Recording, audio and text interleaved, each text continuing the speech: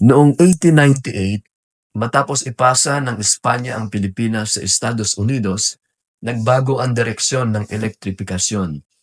Ang La Electricista ay panandali ang nagpatuloy ngunit hindi na ito sapat para sa lumalaking lungsod at ekonomiya.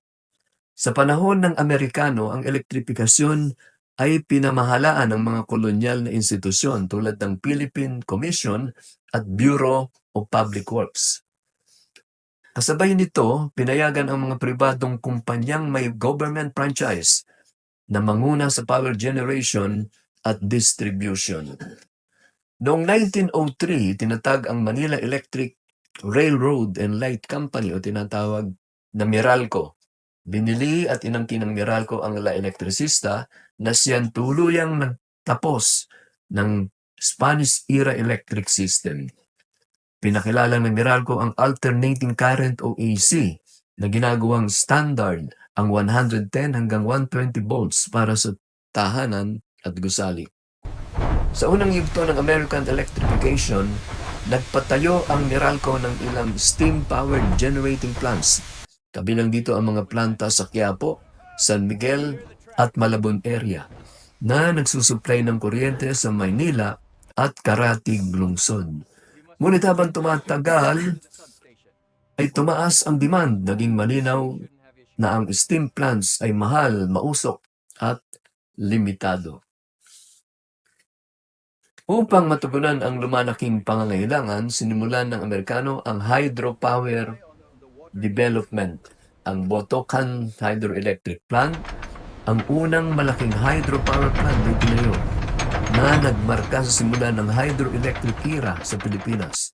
Sumunod ang Caliraya Hydroelectric System na nagbigay ng mas malaking imbakan ng tubig at mas matagal na supply ng kuryente.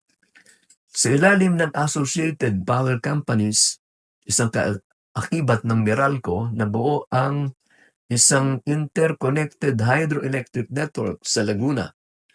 Pinagsama-sama ang mga malalaki at maliliit na hydro plants, kabilang ang Botocan, Caliraya at mga auxiliary stations. Hindi lamang Maynila ang nakinabang sa elektrifikasyon sa panahon ng Amerikano.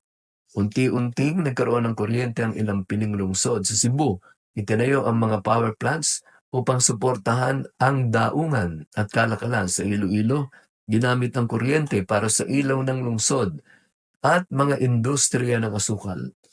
Sa Baguio, ang summer capital ng pamahalaan, naging mahalaga ang kuryente para sa mga gusali ng gobyerno at infrastruktura. Gayunpaman, ang elektrifikasyon ay nananatiling urban-centered at limitado. Isa sa pinakamalinaw na bunga ng elektrifikasyon ay ang trambiya ng Meralco. May humigit kumulang 170 hanggang 180 electric streetcars na umaandar sa Maynila. Bawat bagon ay may kapasidad na 40 hanggang 60 pasahero. Pinapagana ng 500-volt direct current mula sa overhead wires. Ang mga ruta ay dumadaan sa Binondo, Escolta, Quiapo, Intramuros, Ermita, Malate at Sampaloc na siyang ugat ng galaw ng lungsod. Hindi ito golden age ng buong Pilipinas, ngunit ito ang golden age ng urban electrification sa Maynila at piling lungsod. Ilaw, transportasyon, industriya at oras, lahat ay pinagagana ng kuryente.